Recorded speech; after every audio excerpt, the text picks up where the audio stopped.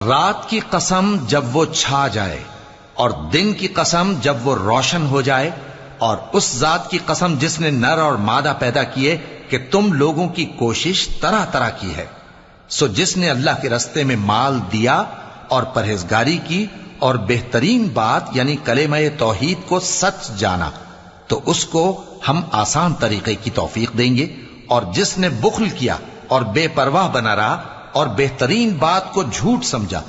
تو ہم اسے رفتہ رفتہ سختی میں پہنچا دیں گے،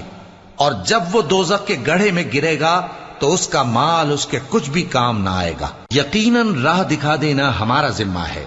اور بے شک آخرت اور دنیا ہماری ہی ملکیت ہیں۔ سو میں نے تم کو بھڑکتی آگ سے خبردار کر دیا ہے، اس میں وہی داخل ہوگا جو بڑا بدبخت ہے، جس نے جھٹلایا اور منہ پھیرا، اور جو بڑا پرہیزگار ہے وہ اس سے